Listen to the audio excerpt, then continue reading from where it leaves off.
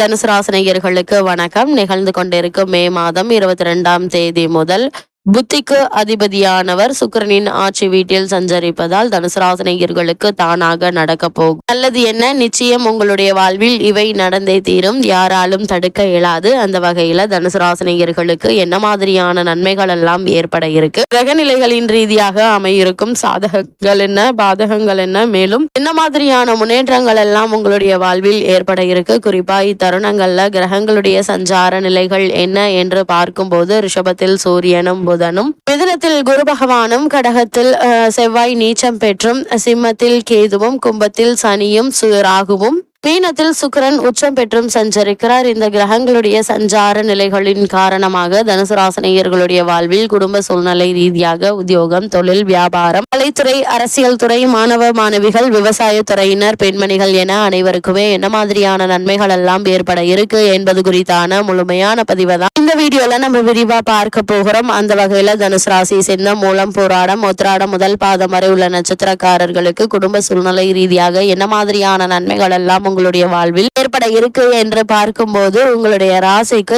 இதுவரை ராசிநாதன் பலம் குறைந்திருந்தார். இப்போது சப்தமஸ்தானத்தில் வந்து ராசியை பார்ப்பது என்பது நல்ல ஒரு கிரக சஞ்சாரம் என்று தாங்க சொல்ல வேண்டும். இதனால் நினைத்த எண்ணங்கள் அனைத்துமே நிறைவேறுங்க. தனுசு ராசினியர்களை பொறுத்த வரைக்கும் நீங்கள் நினைத்த எண்ணங்கள் அனைத்துமே நிறைவேற இருக்குதுங்க. 6ல் சூரியன் பலமாக இருப்பதால் அரசாங்க காரியங்கள் சிறப்பாக நடைபெறக்கூடிய ஒரு தருணமாக தான் இக்காலகட்டம் அமைஞ்சிருக்கு. அது மட்டும் இல்லாம புதிய ஒப்பந்தங்கள் உங்களை தேடி வர இருக்குதுங்க. கலைஞர்களுக்கு முன்னேற்றம் ஏற்படக்கூடிய ஒரு தருணமாக தான் இக்காலகட்டம் அமைஞ்சிருக்குது. அதே போல உங்களுடைய ராசிக்கு 3ல் சனி ராகு இணைந்திருக்கிறார்கள். தொழில் முன்னேற்றம், புதிய தொழில்களிலும் வருமானம் வருங்க. வழிகளிலும் ஆர்வம் காட்டுவீங்க. வழக்குகள் சாதகமாக அமையுங்க. 6ல் புதன் அமர்ந்திருப்பதால் யோக நிலை கூடி சிறப்பான முன்னேற்றம் ஏற்படக்கூடிய ஒரு தருணமாக தான் இக்காலகட்டம் அமைஞ்சிருக்குது. அஷ்டம ராசியில் நீச்ச நிலையில் அமர்ந்துள்ள செவ்வாய் ஒருவரை தவிர மற்ற பெரும்பான்மையான கிரகங்கள் உங்களுக்கு ஏதோ ஒரு வகையில் உங்களுக்கு நன்மை செய்யும்படியாகவே சஞ்சரிக்கிறன.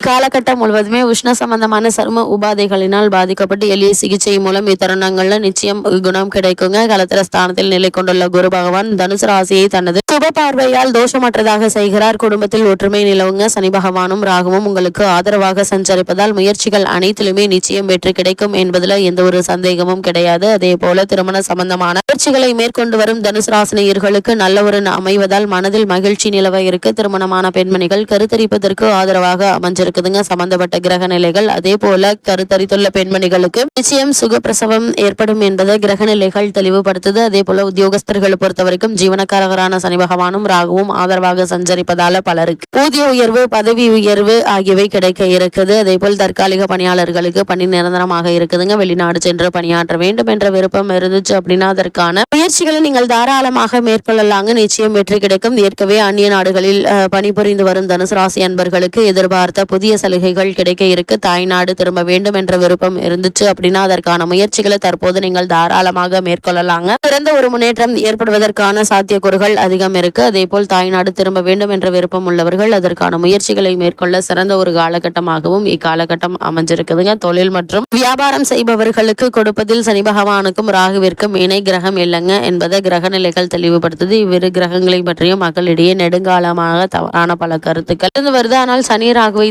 போல மற்ற எந்த கிரகங்களும் கொடுப்பதில் தன்னிகரற்றவர்கள் யாரும் இல்லைங்க. அந்த வகையில இத்தருணங்கள்ல தனுசு ராசினியர்களுக்கு இந்த சனி ராகு ஆகிய கிரகங்கள் இணைந்திருப்பதால் எதிர்பாராத பல முன்னேற்றங்கள் உங்களுடைய வாழ்வில் ஏற்பட இருக்கு. தருணங்கள்ல தனுசு ராசினியர்களுக்கு கிரக நிலைகளின் ரீதியாக கூறப்படும் பரிகாரம் என்ன என்று பார்க்கும்போது, ஏதாவது ஒரு முருகன் கோவிலில் செவ்வாய்க்கிழமைகள்ல மாலையில் தீபத்தில் சிறிது பசுனை சேர்த்து வந்தால் போதுங்க. எண்ணற்ற நன்மைகள் உங்களுடைய வாழ்வில் ஏற்படும்.